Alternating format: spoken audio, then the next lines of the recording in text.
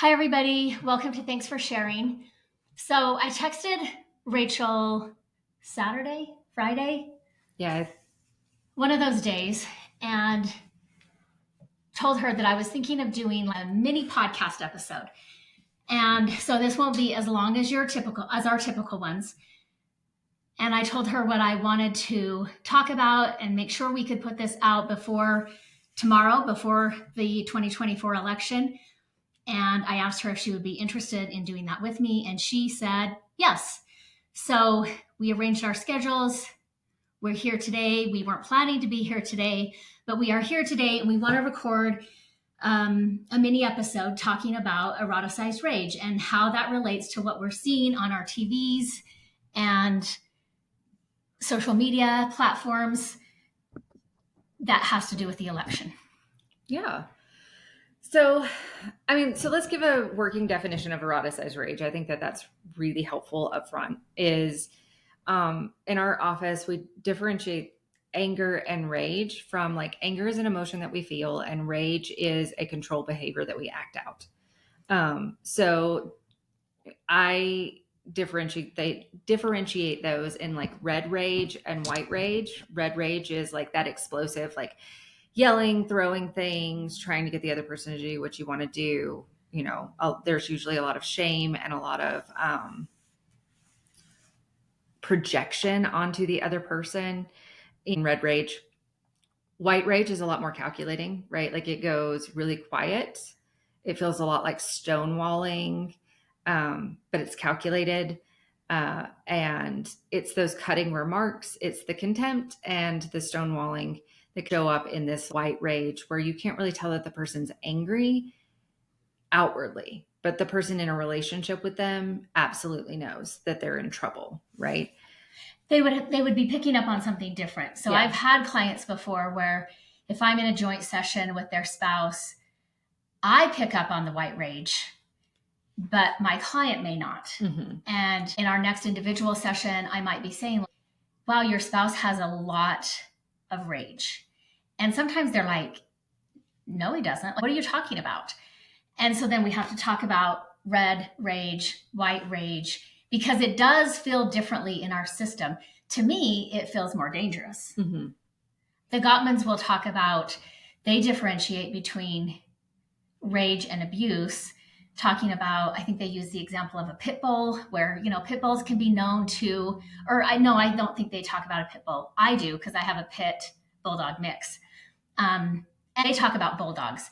Bulldogs can be situationally temperamental. They can, when we walk our pit bulldog mix, we don't really let her off the leash very much unless we know that we can safely get her back onto the leash, because she can be a very friendly dog. She can be very open to meeting other dogs and other people, or she could try to bite you.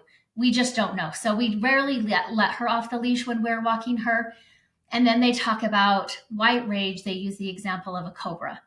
So they will talk about how cobras, snakes, if you're watching them, they can be somewhat mesmerizing, and then they strike very quickly and deliver a very poisonous blow.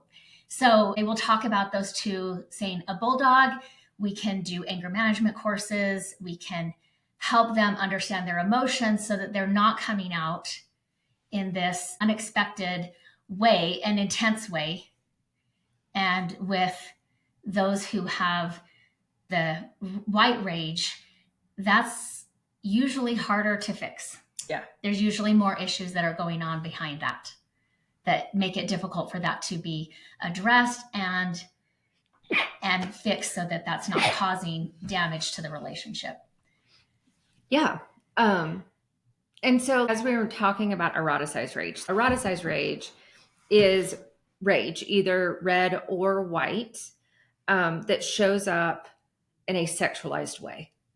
And so specifically, we see this a lot with addicts, when we're working with addicts on like, if they're upset or feel like they are owed something from their partner and are not getting it, then they will kind of do a screw you and act out as a way to punish the wife or partner. And that is a form of eroticized rage on a very simplistic level. But eroticized rage also comes from this level of blaming other people for your sexualized thoughts. So one of the ways that this shows up socially, I think, is in the way that we do dress codes in schools.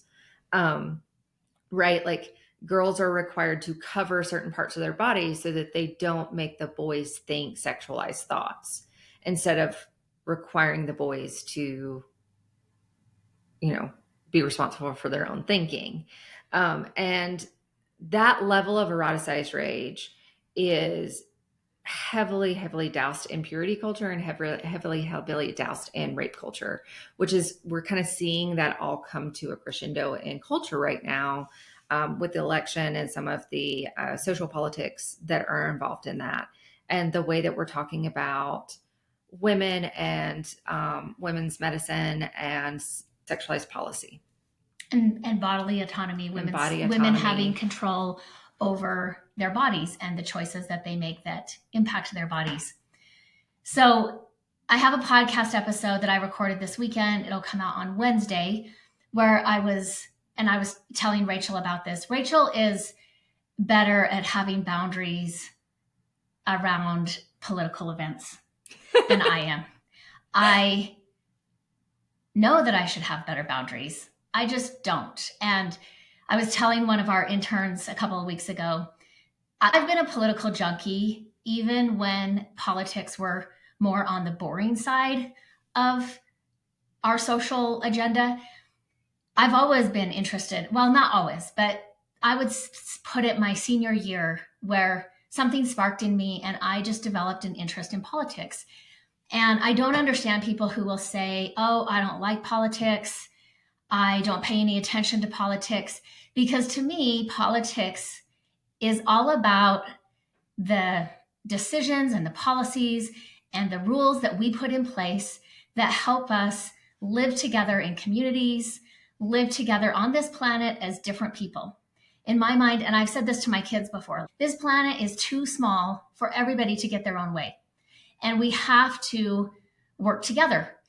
And to me, that's what politics is about. Now, when I explain that to people who aren't interested in politics, they may get what I'm saying and they might be like, yeah, I get that. I still don't want to be interested in politics. I don't want to pay attention to politics. And that's fine. I've always been fine with that. Now, I do feel like things are getting more and more escalated in a way that there's just a lot of groups of people that will not be safe depending on the outcome of this election. So we're talking about the LGBTQ population. We're talking about people of color. We're talking about women.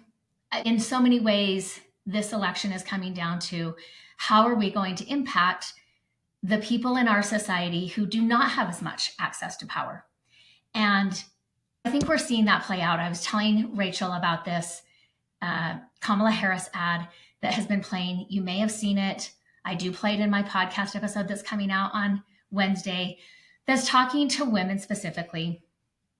Two couples are going into the voting place, and Julia Roberts is narrating the ad, saying, when you go into the booth to vote, nobody knows who you actually vote for.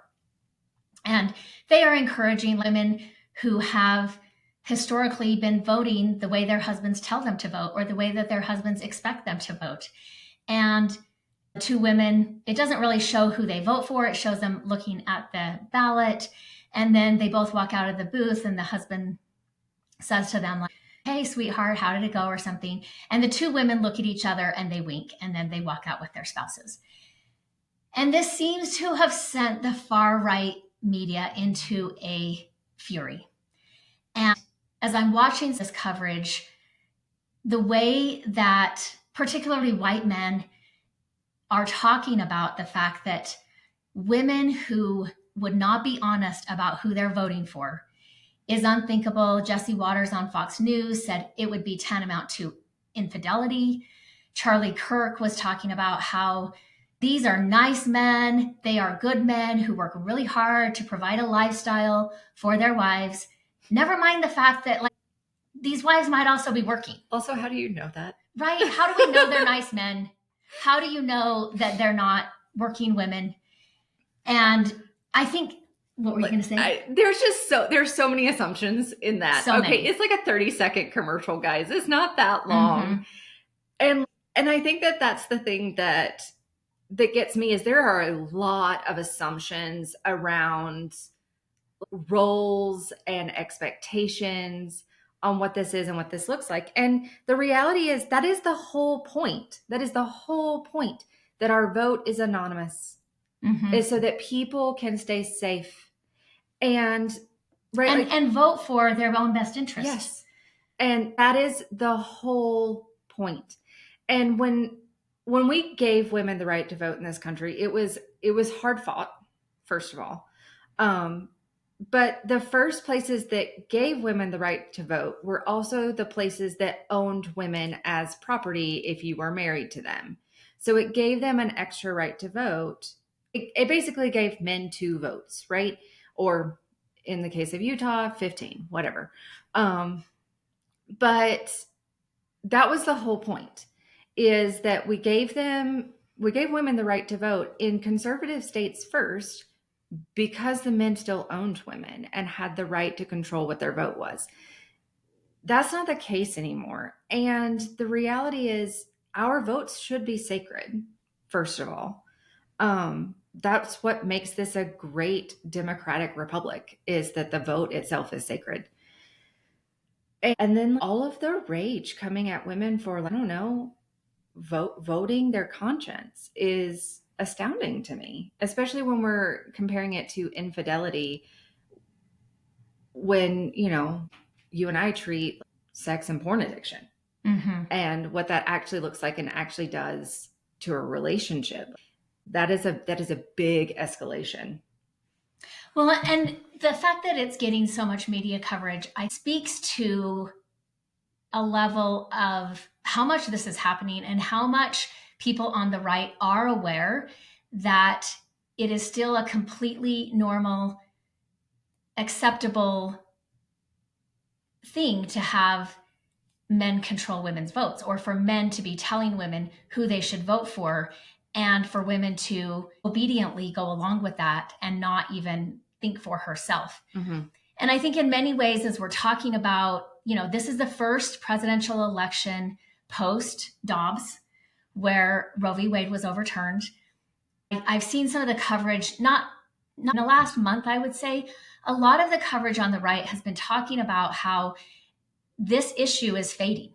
It's not going to play out as much as it did in the 2022 midterms. It's not that big of a deal anymore. And to me, I think, you're not counting women who maybe aren't talking about it as much in their social circles. But this is a huge issue. This is a huge issue for women. They know it's a huge issue for the women in their neighborhood, the women that they work with, their daughters, their granddaughters. This is not an issue that's going away. And in many ways, I think the GOP, or MAGA, wants us to believe right now that we have become accustomed to losing this autonomy over our bodies. And now it hit their radar that men may also be losing control over women when it comes to who they vote for, because they're being informed and they're being told that they have autonomy in their choice of who to vote for. They don't have to go along with who their husbands tell them to. They don't have to vote against their own best interests, the best interests of their daughters and their granddaughters and their grandsons and sons, who are going to, in heterosexual relationships, marry females. And there can be complications with pregnancy that, if they're not voting for the right to bodily autonomy, as we've seen, there's been 4 women, I think, to date who have died we just had one 4 days ago. Right, 18 years old, died because, again, the restrictive state laws that have been passed are passed in favor of women's life, not women's health. And there's also women who because of complications when they were miscarrying late in the pregnancy. And doctors, medical professionals were limited as to how they could intervene and when they could intervene, lost the ability to have any more children. Maybe they're alive, but they now cannot have any more children. And these babies were ones that they were planning for, that they wanted, that they had probably picked out a name for. And so it's just interesting to see the right get all worked up over another issue that, again, gives autonomy to women. And they are outraged that women might actually take that autonomy and use it to vote in favor of themselves.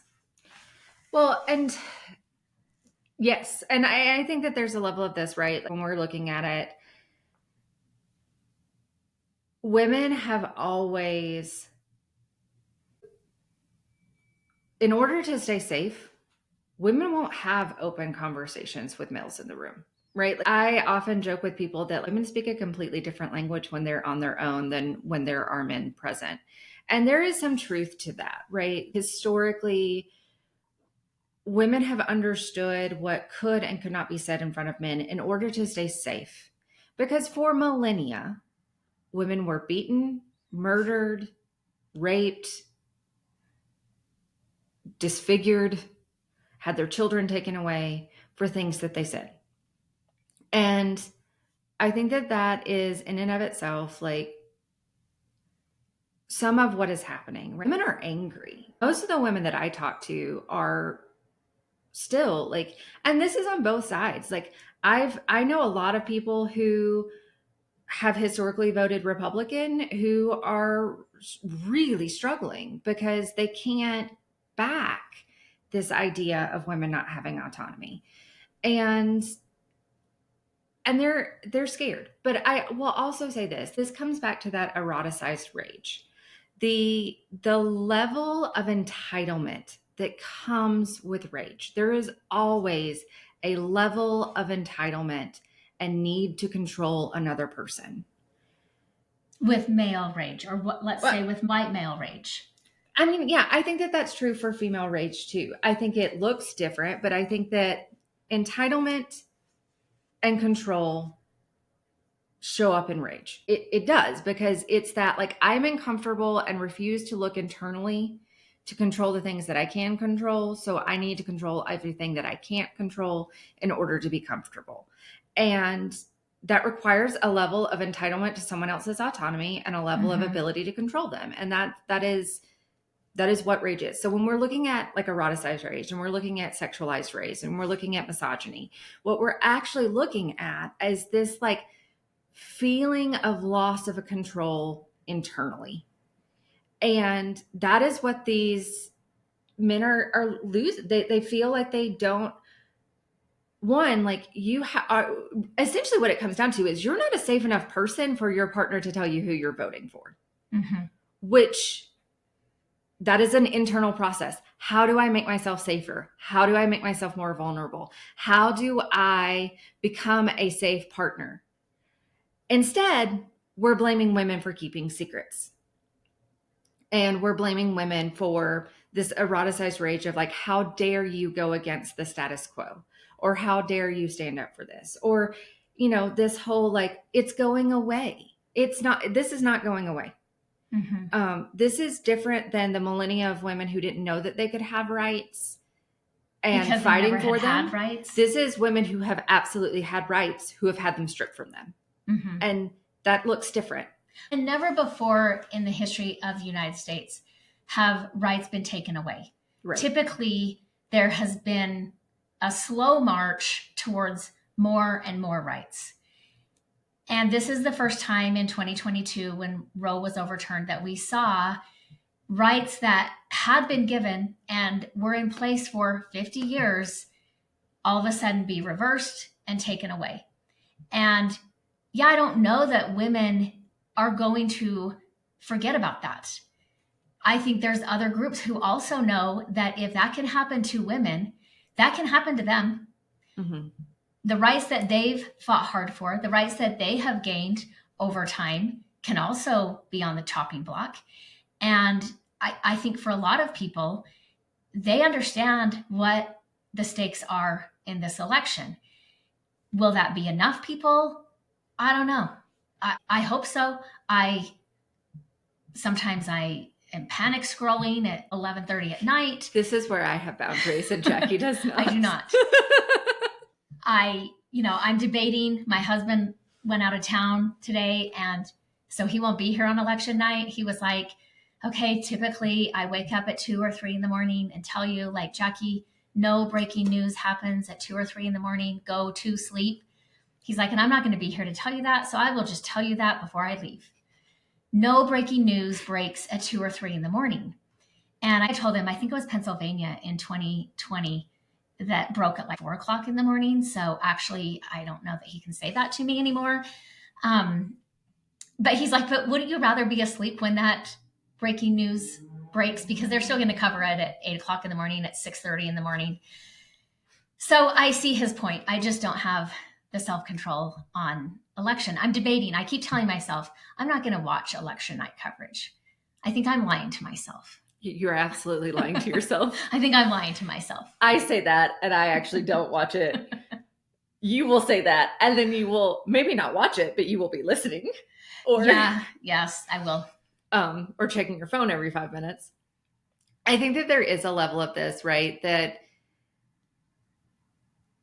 Jackie and I have talked about, because we're social workers. Both of us are licensed clinical social workers, and that background is a little bit different in psychology or sociology or licensed marriage and family therapists, right?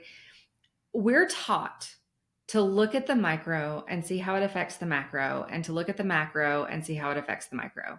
So what that means for us, what that means for our discipline is we can look at the individual and see eroticized rage in their little family. And we have to see how, if that's happening here and that's happening with these families and that's happening in this culture, how is that affecting it culturally? And how does the culture then reflect that back to individuals? And that is what we're seeing right now. This anger that women would be upset at rights being taken away from them, the stricter laws. I'm just astounded at the stricter laws on body autonomy and the amount of rape laws that have been created in the last 4 years that basically muddle consent more. Mm-hmm. One of the ones I'm thinking about is I think in Wyoming. I can't remember if it's Wyoming or North Dakota, one of them, that alcohol is no longer a defining characteristic in consent. So basically you can consent if you're under the influence. And so they will no longer take that as an excuse. Only in sex though, because you still can't sign documents in a bank if you're inebriated, because you can't consent to buying a horse, but you can consent to having sex, apparently. I don't know. And so there is a level of that I think is really dangerous, because in the wording of this, it's not just alcohol, right? It's any mind-altering drugs, meaning people who are potentially put under for surgery or the dentist or whatever. Things can happen to their body, and the fact that they're under using medication is no longer considered a lack of consent.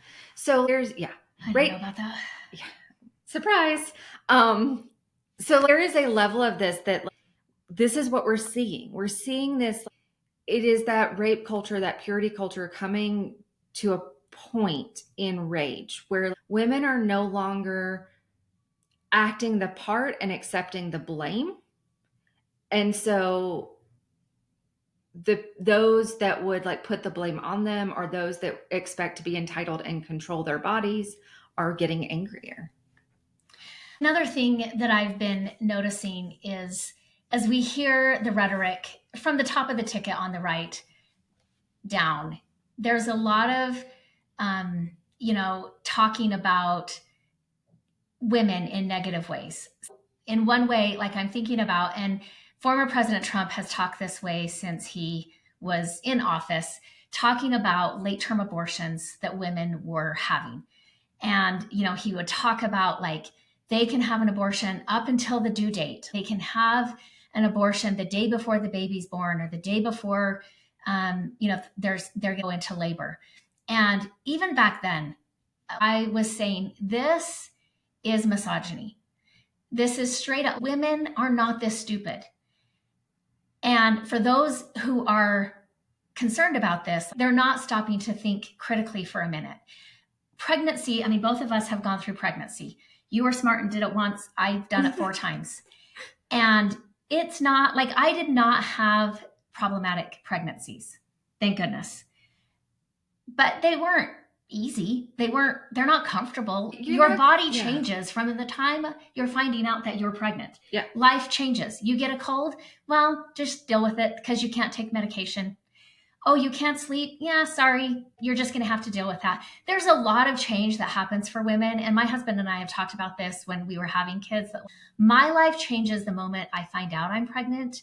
His life changes the day the baby's born. And I mean, he's aware of this baby, but he's not literally having to change any aspect of his daily behavior the way that I was. Yeah.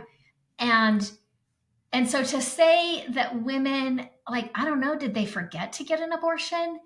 Did they mean to and they just kept forgetting to schedule for 9 months? And they're going through an entire pregnancy and then being like, oh, wait, I don't want this baby. That is just straight up misogyny. In this election, they are talking about how doctors can have a baby murdered after it's born. Which is not true. That is not in true. All 50 states, that would be considered murder, and murder is against the law in all 50 states. Once the baby is born, you cannot have an abortion. Also, I think this is true in all 50 states too. Like once a baby, like once it is live birth, right? Like once a baby takes its first breath, all states have a sanctuary law that comes into place. So you don't have to take the baby home. You don't have to take responsibility for the baby. And so I think churches, fire stations have been designated as hospitals are sanctuaries. And I think police stations are. Like there are, right? So like that just doesn't make sense. Like as someone who like, yes, carried a baby, went through the birthing process, you don't do that if you don't want the baby. Well, and 1% of abortions are late-term abortions.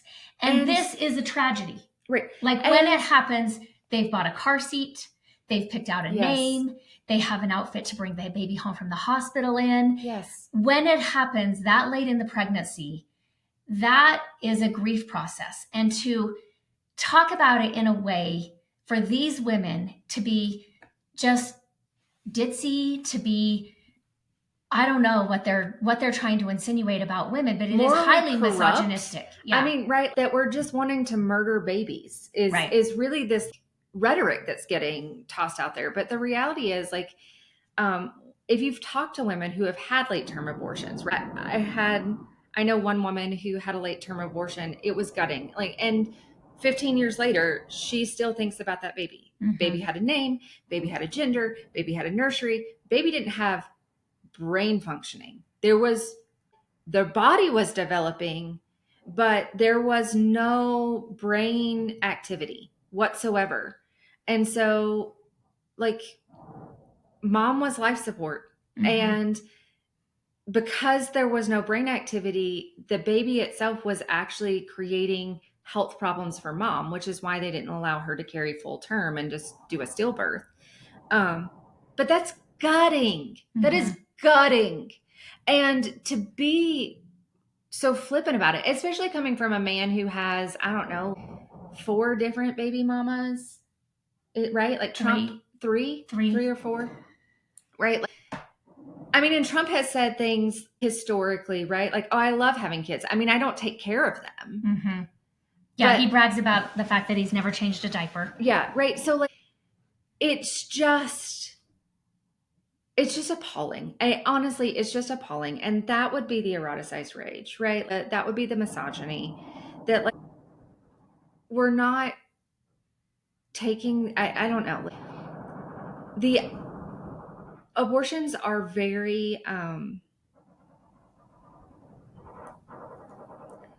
they're very sensitive topics, and I think that this is one of those things that is true.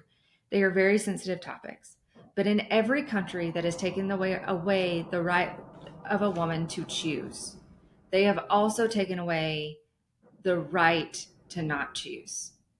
And Right. like, and I want to be clear, like, that is terrifying. In the countries that take abortion away as an option, they also legalize sterilization by force. They also legalize um, like women having no autonomy, like marriage is consent. They often take away, like in China, um, you were only allowed to have so many children before you were sterilized. One. One.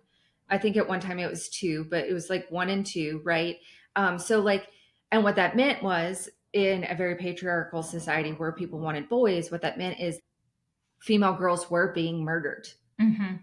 Well, Like, because only men or sons could inherit right, the family, dynasty, or they right. were the ones who could inherit what the family And had amassed. and female infanticide goes up astronomically in countries that have illegalized abortion, right? Like taken the right of abortion away. Female infanticide like triples. Male infanticide doubles. Which I think is one of those things, like, right? Like, we are not like we're not stopping it. We're making it worse when that happens. And usually that is because someone is abusive, someone's out of control, someone is not ready to be a parent. And so that is another form of rage. They lose control and they don't know what they're doing. Um, Also, the amount of like poverty goes up. There's just so many things that are affected by this, and to be so flippant with it, and so like the belief that women are inherently evil, I think, is this other issue that shows up here, right? Where in rape culture and purity culture, women are often seen as the seductress, the temptress, and these innocent men just can't help it, but fall in love with them or have sex with them. And it is that belief of Eve, was the first one to sin. Actually, that's not true. If you look at biblical scholars, Adam was, because he's the one that was given um, he was the one given the mandate, not Eve. But that's how it's treated, and that's what this is. And so this is another layer of that, in which we see a rage seeping into the culture and creating a lot of really damaging narratives toward females and female bodies. I think we saw this when gay marriage was legalized in the United States. We've seen this quote several times. We saw it a lot during the 2015 campaign against Hillary Clinton and Donald Trump, where it would say, uh, giving rights to others doesn't mean less rights for you. This isn't pie. This isn't pie. And on the one hand, very clever. I think I have a t shirt that says that because I really enjoy witty, snarky t shirts. And the other thing is, for a lot of men, it was taking away their right to tell women how to vote, their right to have their vote be more than one. Uh, there's still a lot of people that I know whose parents are very much MAGA supporters, and the kids are not. And they know that if they said that to their parents, their father particularly would be upset with them. Again, that's him thinking he has a right to dictate how they vote. And so, in some ways, I think it is shining a light on this larger issue that we have had going on for millennial, where a small slice of the population had much more control. They had more rights and they had more control than was good for them or was good for anybody else. And since then, it's been a slow march towards more equality for other people and bringing their power or their right to have a say into balance with the rest of the people populating this country populating the states, which when you talk about that like that, it only makes sense. You can talk to a kindergartner and they understand what's fair. They understand that that wouldn't be fair and that this march towards more rights is fair. And so, again, when we're starting to see this anger, when we're starting to see it elevate to the level of rage, this is where, when we talk about eroticized rage, this is rage that has been sexualized. And it has been sexualized against gay people, LGBTQ people. It has been sexualized against women And minorities. And like, minorities. Racial minorities experience this too on a big scale. And you can see this in certain porn fetishes and things like that. So basically, minorities, women, LGBTQ, people of color. Minorities. And I felt like getting together and talking about this. You know, I've seen other people who have been more vocal throughout this election cycle, and I appreciate the contributions that they add to the political discourse. But I also thought there was a unique angle that Rachel and I could talk about when we introduced this concept of eroticized rage. It's a concept that, I don't know if we said this, Dr. Patrick Carnes found when he was doing his research into pornography addiction and sex addiction. He definitely would see this anger towards females that was being, replicated in porn. And, for some people, they're seeing this anger, they're seeing this hatred, and they might not be able to put their finger on what exactly that is. And so I felt it was important to offer up this term. This is eroticized rage, and it is coming out in large numbers. Why? Because women have made progress. They have rights, and they're never going to be okay with those rights being taken away. Yeah, that sums it up.